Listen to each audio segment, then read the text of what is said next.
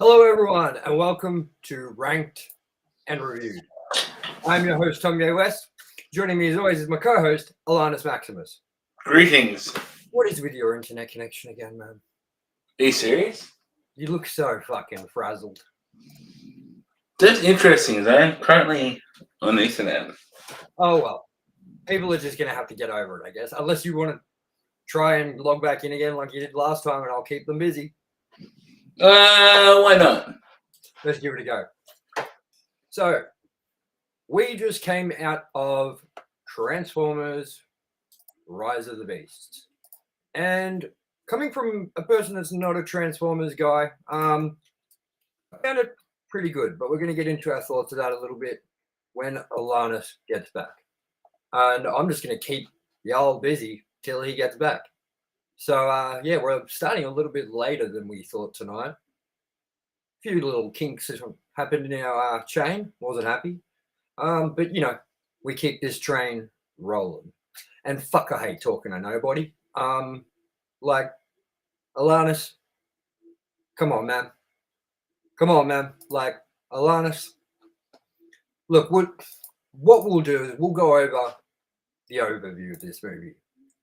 And tell you what we thought after that when Alannis gets back. So, the overview of this movie goes Transformers Rise of the Beasts 2023 with a rating of 12A and a runtime of 2 hours and 7 minutes. And the synopsis for it goes like this. During the 90s, a new faction of Transformers, the Maximals? Yep. Joined the... Here we go. Finally, you're back. Jesus, man. Yeah, that's better. Man, I was talking to nobody. Interesting thing, though. My speed test is pretty good, so who knows? Hasn't had enough speed by the sounds of it. Anyways, back to our overview.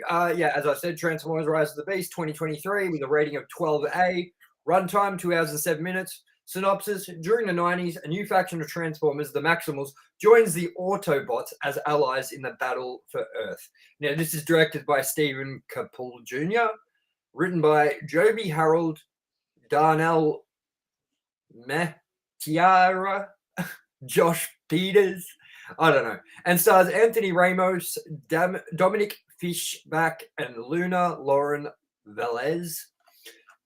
This had an estimated box office budget of around $200 million on its opening weekend in US and Canada, when it opened on June 11th, by the way. It got 61 million opening weekend with a total gross so far of 107 million, well, 107.5 million in the US and Canada, and then worldwide 283 million. 283.5 million. So, whew, I don't know, that's rough, do you reckon? Because that basically means they've made 83 million in profit so far. Yes. I don't think that's the best reaction for a Transformers movie. I don't know. What about you?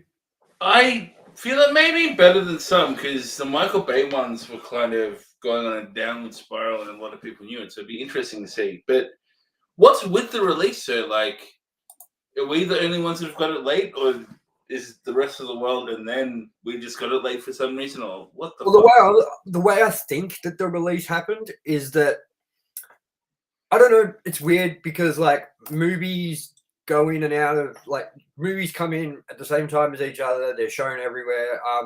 Like at the same time. So like I don't know if it's any different for America, but maybe they're happy to just overcrowd the screen with all these movies at once, considering it's the summertime, the summer holidays, it's the summer blockbuster season, and it's not here. It's not anything like that here. But maybe it's because we couldn't fit it in with everything that's currently being released at the moment, with enough session times, screen times, with enough screens that we have available. I have no fucking idea why the rollout's so small, but that's my best estimate. What do you think? Maybe. Because America do have a lot more coverage in their cinemas, I think. They get a lot of stuff to cinema that we don't. I'm going to have a look at the release dates worldwide. So, wow.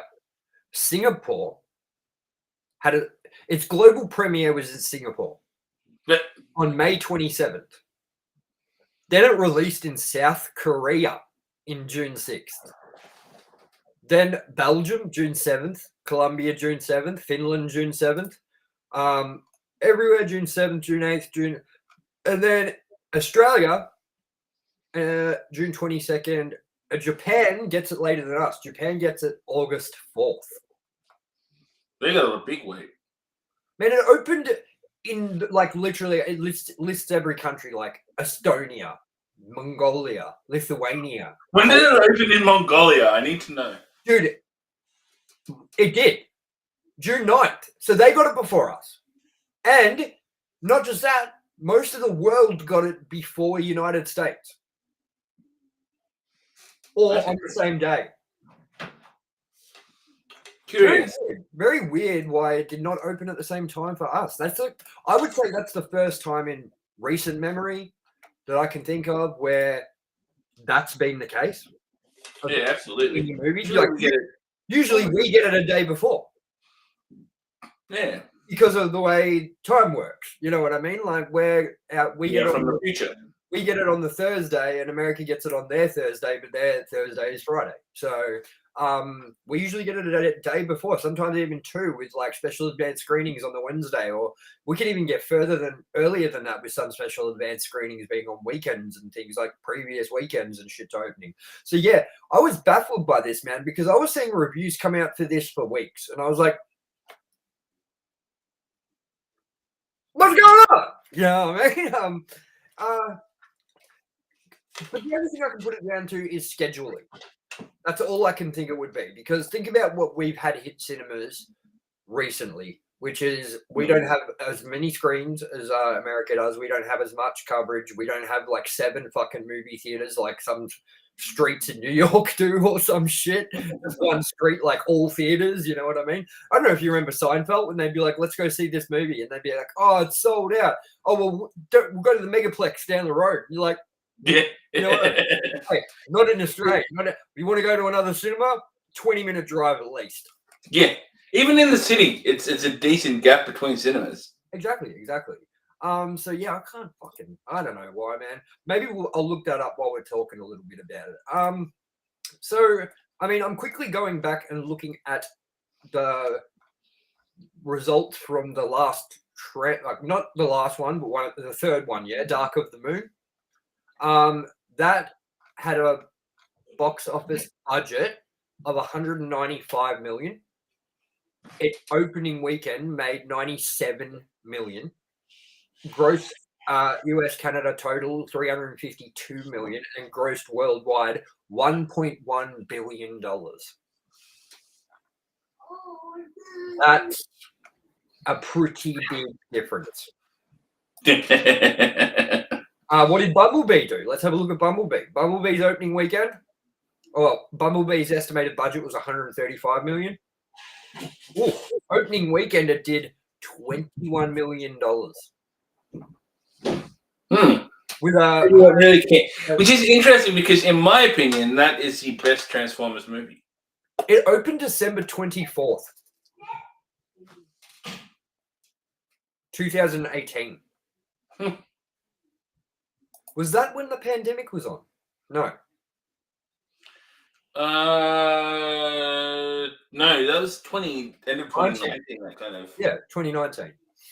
So anyway, Alannis, with that kind of done our overview, we'll talk more about the box office budget, what we think it's going to end up hitting, and if we think it's underperformed or whatever. When I have a little look into it a little bit more, while you give us your first impressions and your thoughts on Transformers: Rise of the Beasts. Take it away, Alannis. I think that, as I was saying before, the Transformers movies were a steady spiral with the Michael Bay. Like the first one was alright, then it kind of started going downhill until we got to Bumblebee. So I wasn't sure what to think with this, but I enjoyed it. It was probably my favorite one, second to Bumblebee. And the design of the Transformers were once again a bit closer to Gen 1 Transformers, so it had that nostalgia value. It didn't have that crass kind of forced American Pie-ish comedy throughout it, which was good. It had light moments in comedy, but it wasn't as cringy. Well, first off, what I'm going to say about what you just said, Dan, is it wasn't as cringy because we didn't have any shit actors in it. That's true. Think about the history of Transformers movies, maybe except Bumblebee. We've had Shia LaBeouf, who no one likes for some reason. Like, no matter what he does, no one likes him, and I get it, whatever. And then we had Mark Wahlberg in Age of Extinction. Is that what it was called? Yes. So, like, we had two pretty well-known actors for those. And with this one, they kind of went with someone who wasn't so well-known. I knew none of the main people in this. I'd never seen them before in my life. I've never seen them either before. I think we didn't minute look at that and who they are and what they've done previously. But yeah, like, I think that this movie, I think what they've done here was good with Transformers, which is they didn't rely on a big name action star to make the movie what it is. It's I feel like they picked the right people for the right roles rather than just for their name. Absolutely. Which is definitely what they did with Mark Wahlberg in Age of Extinction. You know what I mean? So this is the first movie besides Bumblebee, I'm guessing, that was not directed by Michael Bay, yeah? Correct. Is this directed by the same person that did Bumblebee? I'm pretty sure it is. I'm almost certain it is the same. I'm going to have a look. Transformers, Creed 2. I don't think he did, man. Ah. No. Yeah, well, there you go. It wasn't the same person. So yeah, anyway, keep telling us what you think about it. Yes, I am.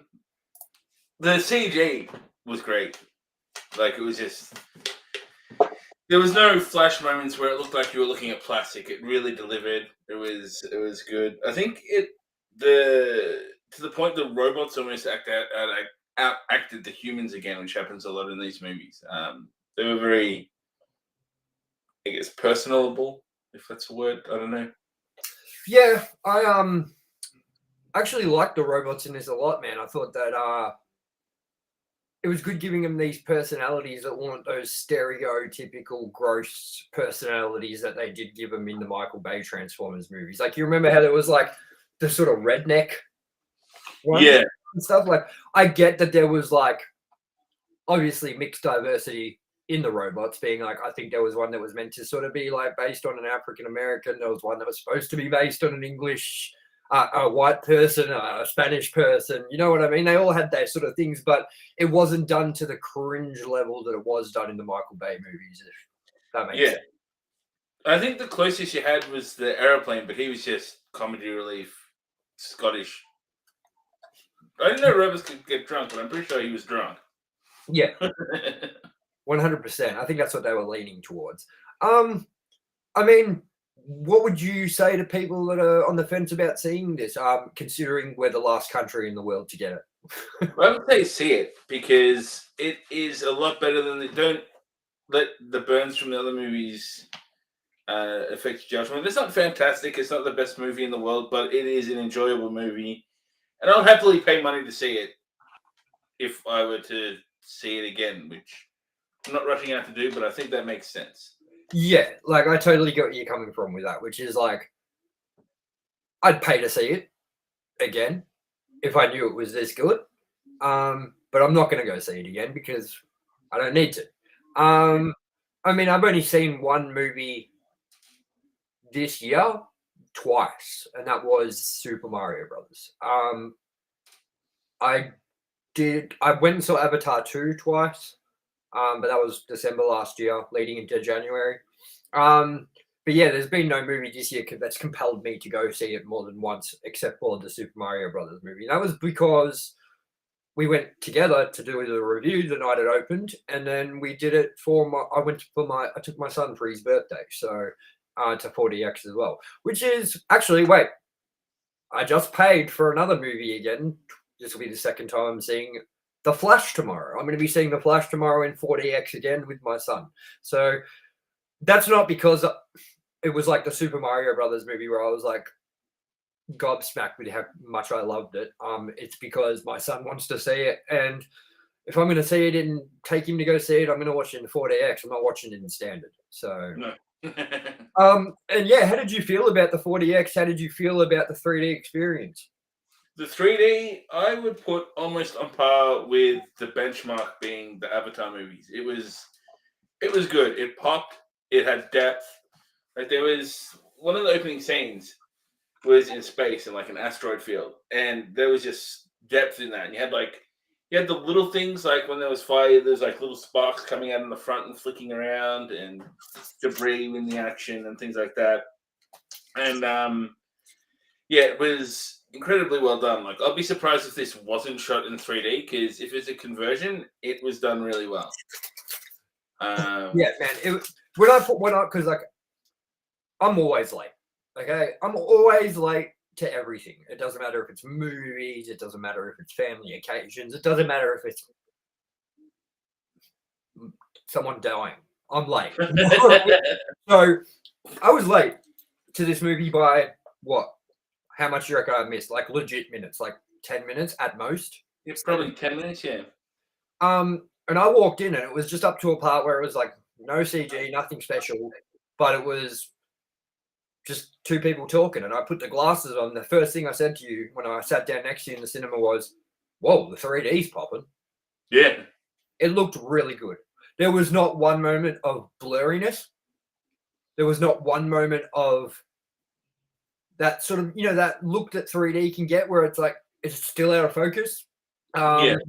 It didn't get any dips. It didn't have any flickering. The frame rate there was nothing wrong with it. Like the 3D was so clean throughout this movie. And there's a part that you're talking about at the start, which I didn't obviously get to see, where things are being like the space shot, but they showed a space shot towards the end where the stuff was coming from behind rather than in front.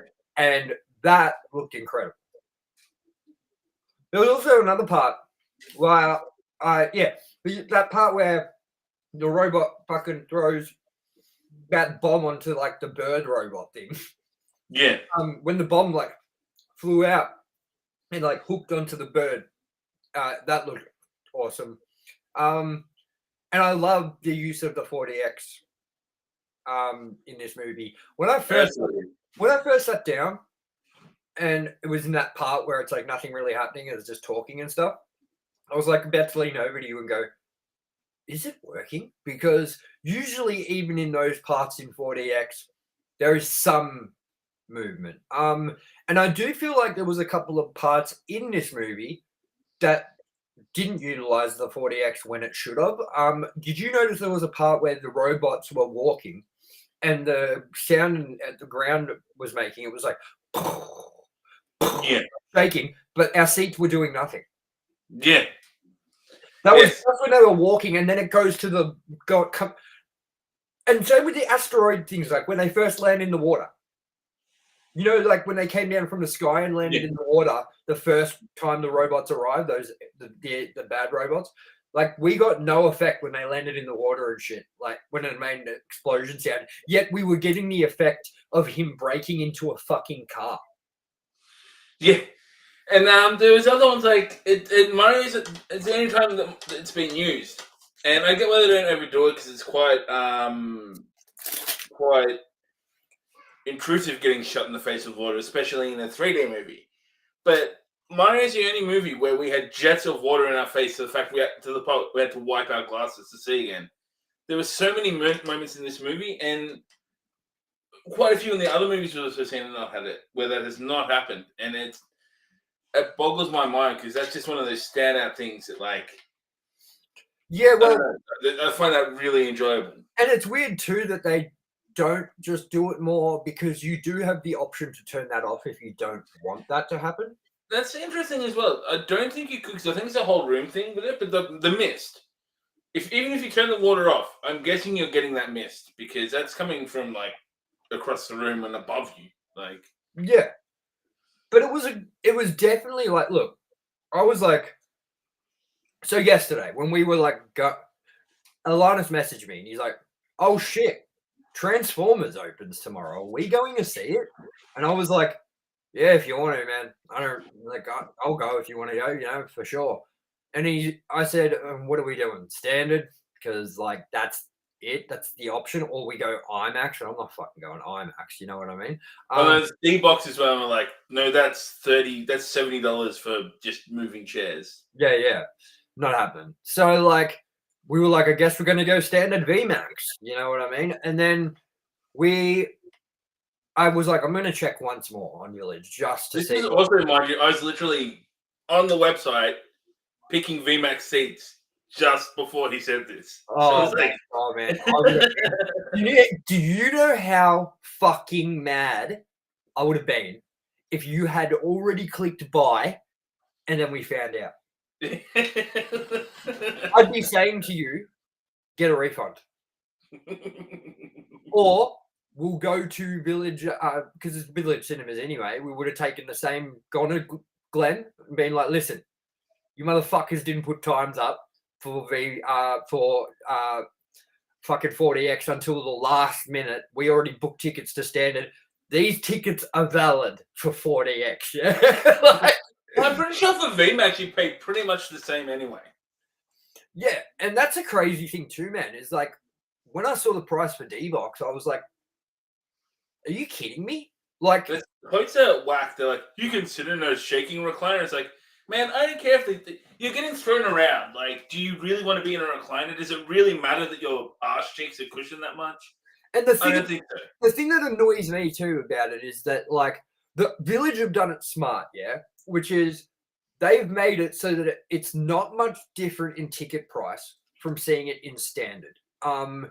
So if you want to be immersed, why wouldn't you just go the 40X option? Whereas with D-Box, that's kind of been like, well, we can't afford that. Or it's like, you know, we've got a family of 5.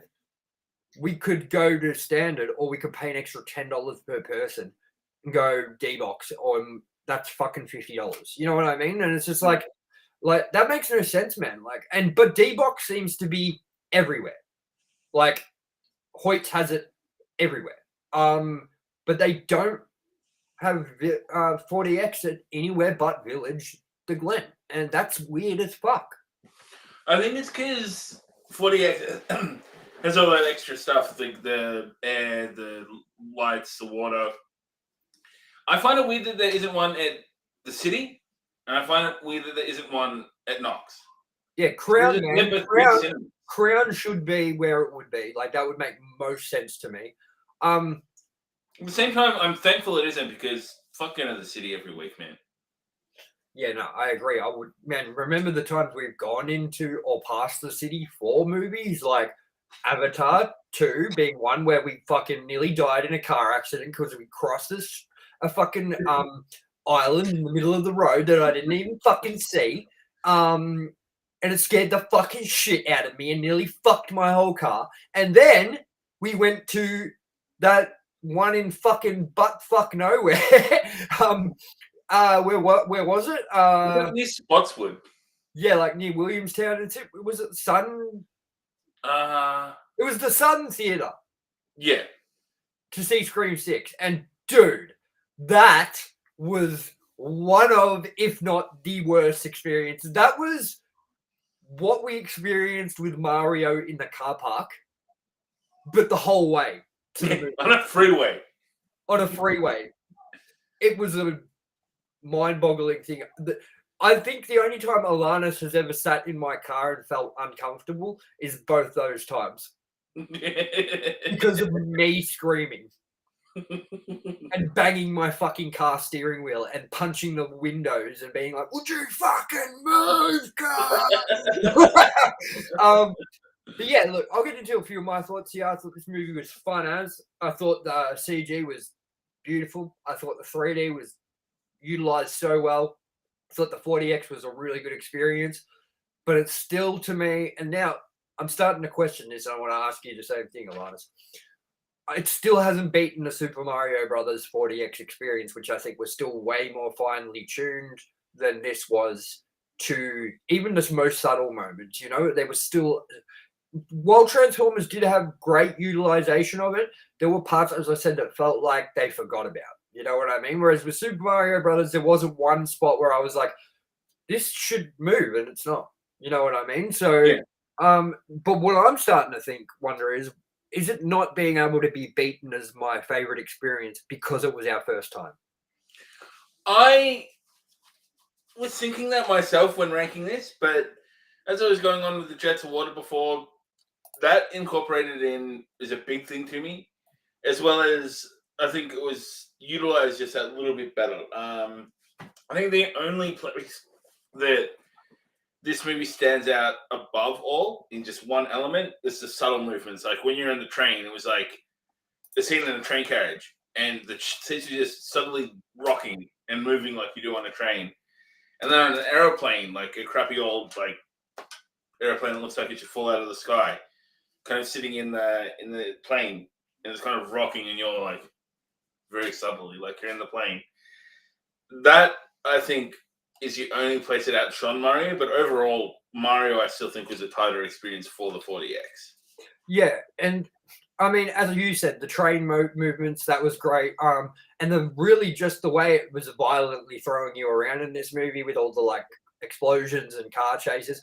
Do you remember that one first bit, like where we were sitting there and nothing had happened 40X wise for ages, and then suddenly that big just like thing happened, and I was like, "What the fuck, man?" And I even leaned over to you and said, "Hey, man, do you reckon anyone, like, when that has happened in the entire world where 40X is shown, has actually just shit themselves?" This 40X, you can like really smell the shit. Yeah, shit in the scene, man. Yeah, man, that tire just ran over a dog shit or whatever, you know. Yeah. But yeah, nah, man, this movie is good. And look, I've been reading reviews on it. I've seen a lot of people say this is terrible. I've seen a lot of people say it's good. From what I can see, overall, the audience score is a lot higher than critical score. But that seems to be the case for most movies this year. Super Mario Brothers being a very big candidate of that, which was that the critics hated it.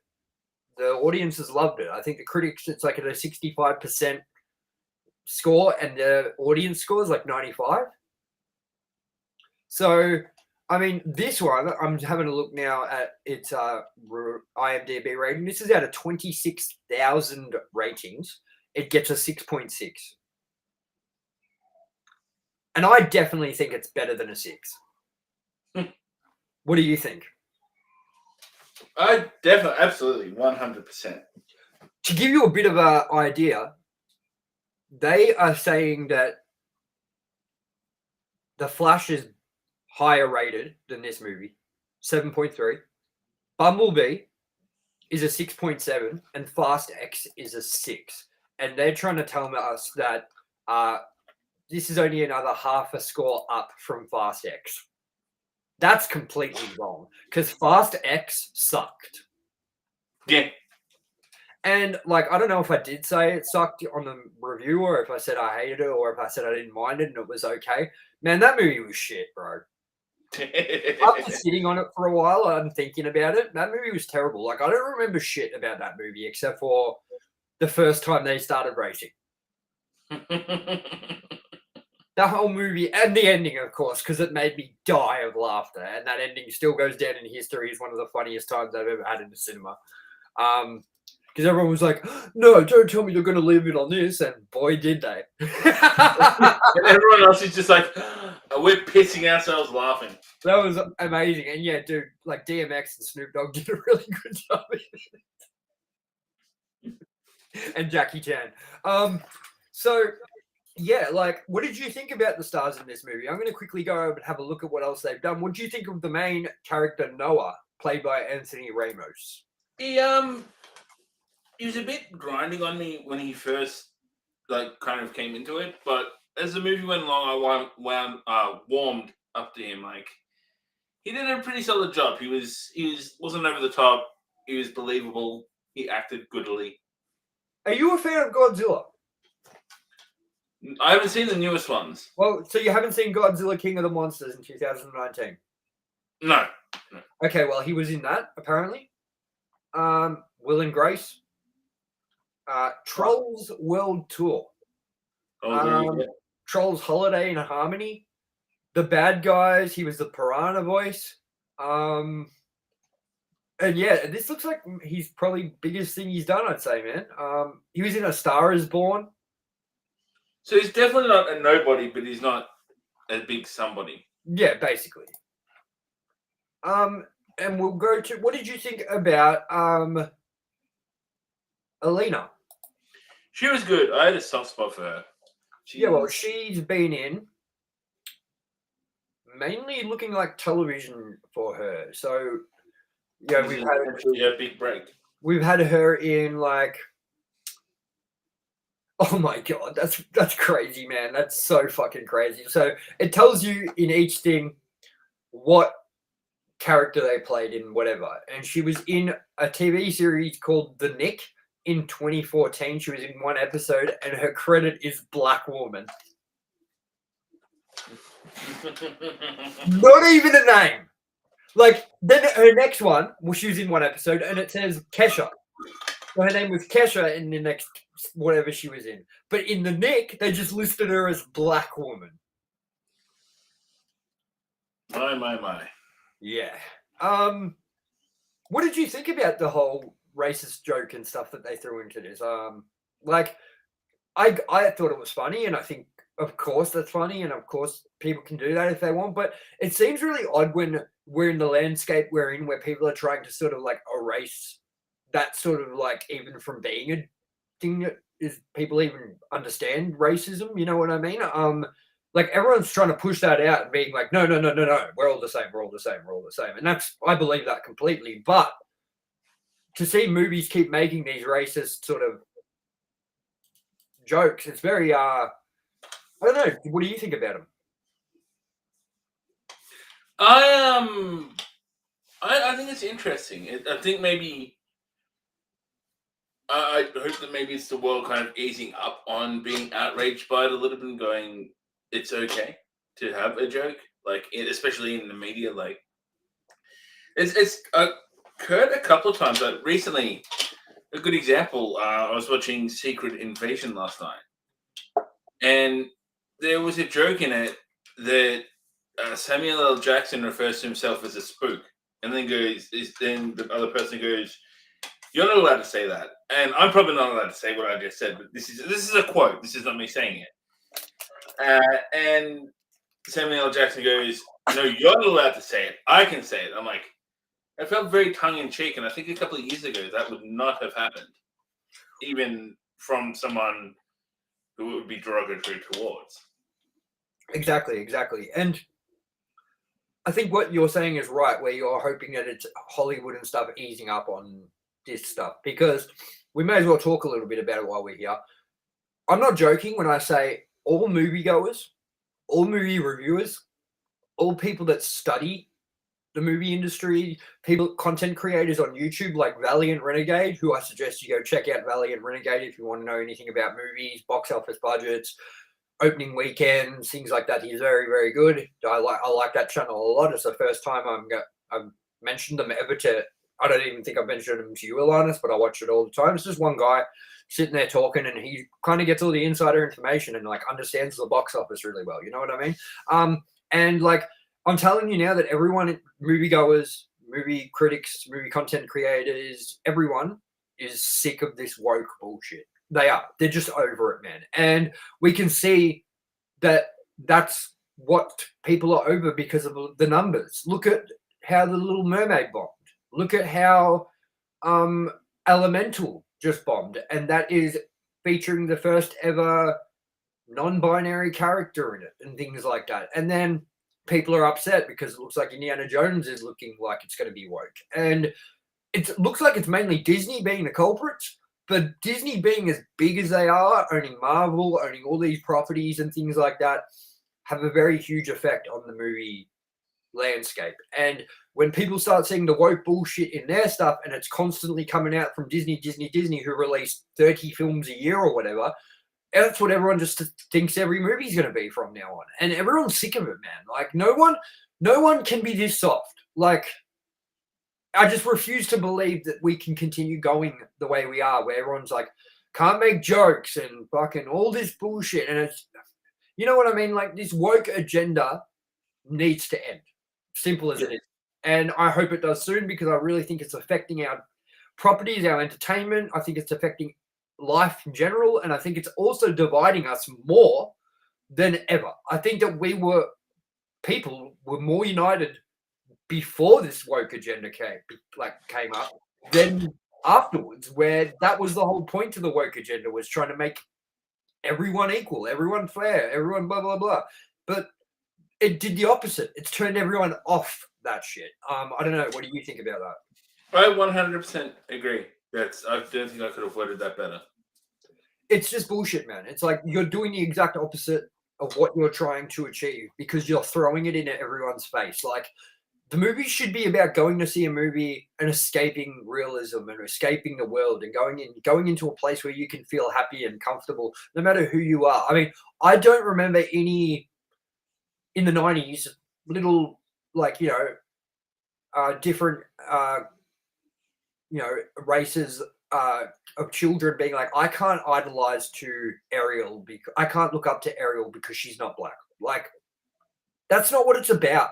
You know what I mean? And if we are all the same, then, and skin color really doesn't matter, then little black children and little white children should be able to look up to whoever, whatever color they are, and not even think that I can't relate just because that's my skin color.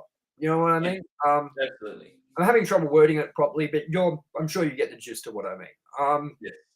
But I think that we are going to see the end of this, man, because like I think yesterday the public relations person from Disney that's in charge of like making sure that things are kept racially different and giving people like a voice and things like that, who was only hired recently too, during this woke agenda when it started during sort of like COVID and stuff, they just left Disney yesterday. Huh. That's how over it is. Like no one wants her there. No one wants anything to do with this woke shit.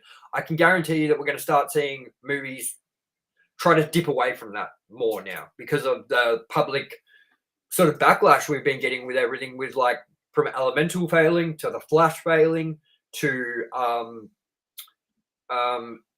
Indiana Jones looking like it's going to bomb, but I'm hoping it doesn't, but looking like it is going to bomb. But what I thought I'd bring up is what I found here. And it says, this is from Collider, collider.com. This is an article that was published 4 days ago. And it's headline, Transformers Rise of the Beasts keeps winning at the global box office. Now, this was written by Diego Peralta. So, the Autobots have a new reason to celebrate as Transformers Rise of the Beast just reached a significant point in its box office run. Domestically, the latest installment of the Hasbro franchise has passed 106 million, while internationally, the sequel has earned 174.3 million, bringing its total to 274.9 million. This improves the momentum needed for the next step for the characters. Then it says, the movie reaching this new box office milestone would have never been possible without the international markets that have shown interest for the blockbuster, including the 60 million it has earned in China alone. Mexico turned out to be the second best market of Rise of the Beast with 13 million, taking over the United Kingdom and France's combined gross of 12 million. The impact the story is having all around the world will hopefully allow Paramount to continue the Transformers prequel series that began with Bumblebee, bringing new explosive adventures featuring the Autobots. So I'm guessing that they're looking at it as they are winning at the box office at the moment. I guess it's looking like it's a success for them.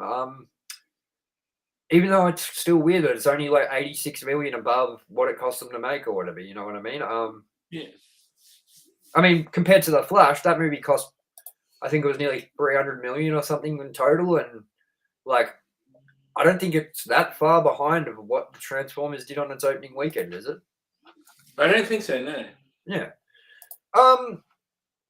So with that, talk a few spoilers. So if you haven't seen the movie and you don't want to know spoilers, let's back out now. I'm going to put the warning up on the screen for everybody. So when you join or you're watching, you know that while this is up, down the bottom there, we're talking spoilers. Now, Alannis, what did you think about the ending that we got here?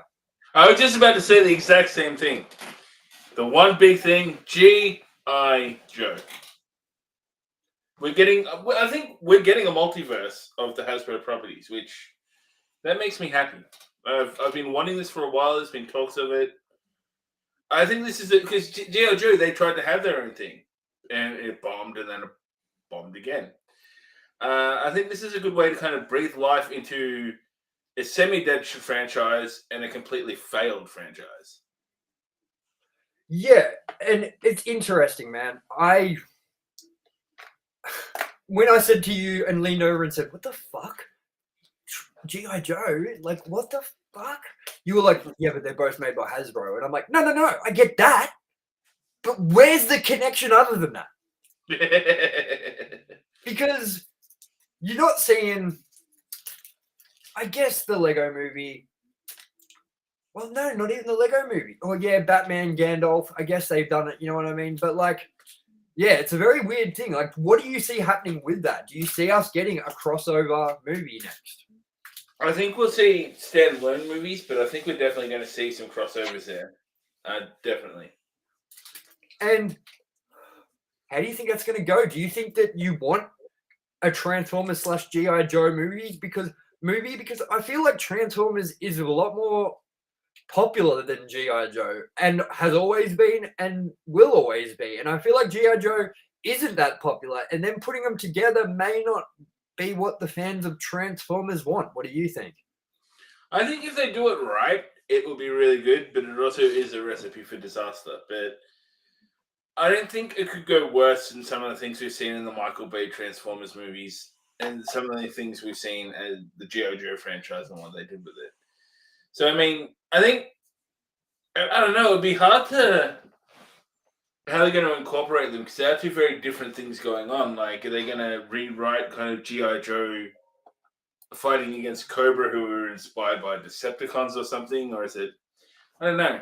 It was a very weird ending, man. Like, it was cool and whatever, but like, it made me laugh out loud because I was like, what? You know what I mean? I'm trying to find if we can see anything here that'll give us. Here we go. Little fact here. The film features the first full live-action crossover between Transformers and G.I. Joe. When G.I. Joe Rise of the Cobra from 2009 came out, the producers claimed it was the same universe as the Transformers and began work on an actual crossover in the same vein as the Marvel Cinematic Universe, but nothing came of it till this film. The two groups are frequently crossover in comics, and once in Transformers 1984, specifically the episode Only Human from 1986. Now, that's kind of fucking not correct at all, because how much was it a crossover of G.I. Joe? It was at the end, wasn't it? There was nothing else to it. That was it. So, okay, they came up with this concept in 2009 that they were going to do a crossover, and nothing came of it. They didn't work it out till this movie, and then they're going to count the fucking like last 30 seconds of this movie as being the crossover that they worked on since 2009. Like, all he did was hand him a card. It said G.I. fucking Joe on it. You know what I mean? Ah, that's funny. Before we get into our rankings, Alannis, let's get into some trivia. Is there anything else you wanted to say on this before we end it? Not really. Good. All right, let's get into some trivia. During filming in Peru, a Peruvian child showed his Transformers drawings to director Stephen Caple Jr., and in response, Caple invited him to the premiere and paid to renovate his school's roof. Ah. I guess that's okay. Yeah. I bet you that director can afford to replace more than a fucking roof, though. He probably could, fix some of the famine problems in other countries or whatever. Okay, so it says, now, what's his name? Arazer? Arazer? A-I-R-A-Z-O-R. I'm not going to try it. Tells Optimus Prime that the Maximals are a part of the Autobots. Oh, Air Razor. Oh, okay. It's one word. That's not in Beast Wars. So it says tells Optimus Prime the Maximals are a part of the Autobots past and future. In Beast Wars Transformers 1996, Maximals are descendants of the Autobots who travel back to Earth long before the Autobot Deception War. Yes. According to Stephen Caple Jr., Optimus Prime's face in the movie is visually based on his voice actor Peter Cullen. Who's also he is Optimus Prime and always has been. Yeah. Sad because he'll probably be dead soon. But then we'll have AI Peter Cullen, so it's okay. Yeah, definitely.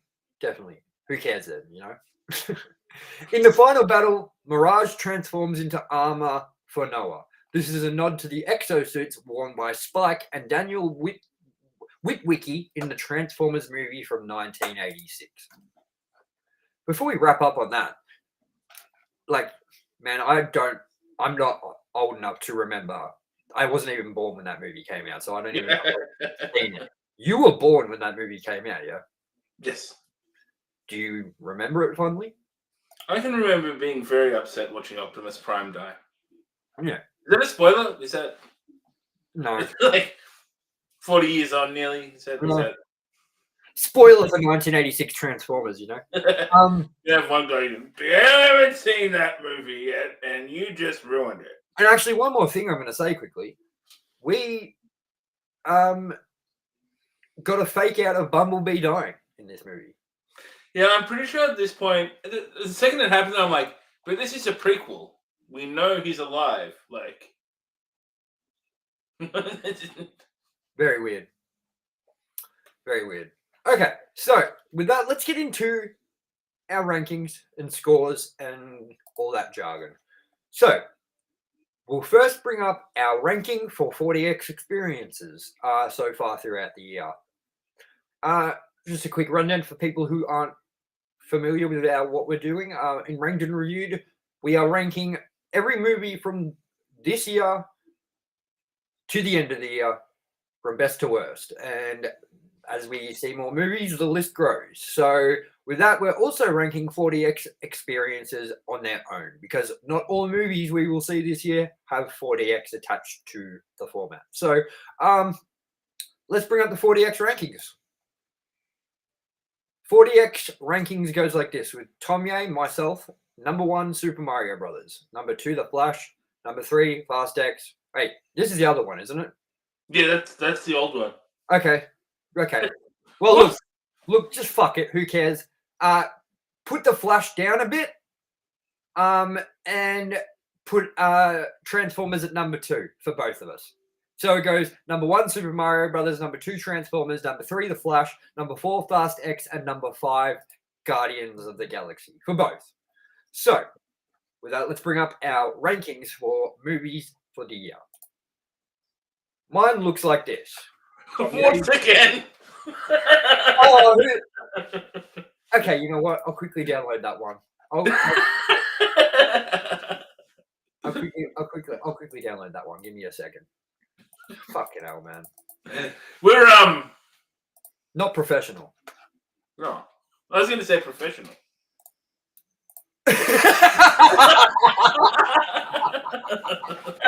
Oh, this is the worst mistake could happens, you know? That's fucking hilarious. Oh, I know what part we're cutting out from this. Okay. So where is this other one I just downloaded?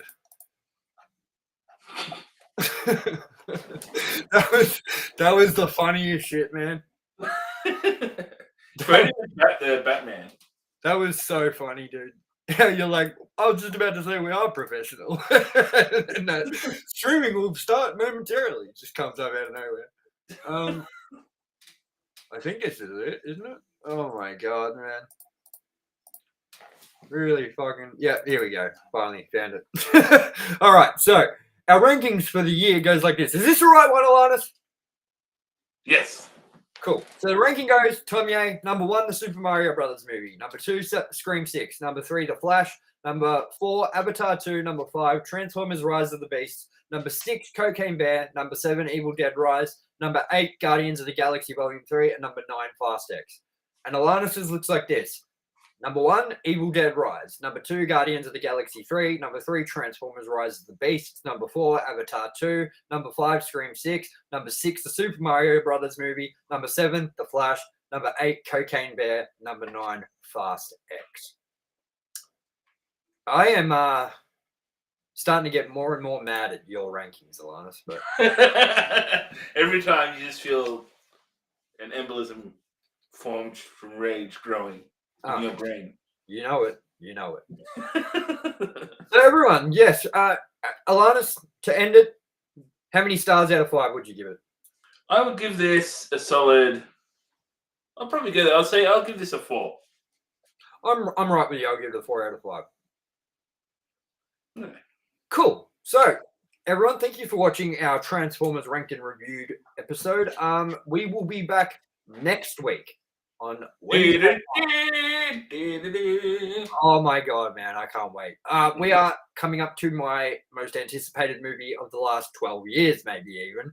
Indiana Jones and the Dial of Destiny. And I've heard it's horrible. I've heard it's actually not that bad. I've heard people say it's actually a fun time. It's a shit show. It's just, I don't know. I think it all depends on what you're looking for in an Indiana Jones movie. But you know what? I think I'm going to like it. There'll be some whipping stuff and some punching. And some throwbacks and some Nazis. That's the main thing for me, man, is the Nazis. When they brought in the Russians and the Temple of Doom, they're my least favorite ones because they're like the least interesting, like, sort of history. You know what I mean? So I'm excited. I'm excited for next week. And we have a very special guest host next week on the Wednesday night too. You will see who that is next week. We're not going to talk about that now. But yeah, a special guest host next week for Indiana Jones and the Dial of Destiny, Ranked and Reviewed. Is it Harrison Ford? It could be. Or it we'll might never let you know our secrets. Or it could be Steven Spielberg. Or Shia LaBeouf. He needs some money, I'm sure. Or Ezra Miller. Jake's on Shia LaBeouf. We don't have money to give him. Thank you for joining us, everyone. As always, I've been your host, Tomye West. And joining me, as always, has been my co-host, Alannis Maximus. And we will see you next week for Indiana Jones and the Dial of Destiny on Wednesday, the 28th. At around, we're going to try for earlier because of who is our special guest. We have to fit them in. So with that, we'll see you next week. We love you all. Thanks for watching. Good night. Farewell.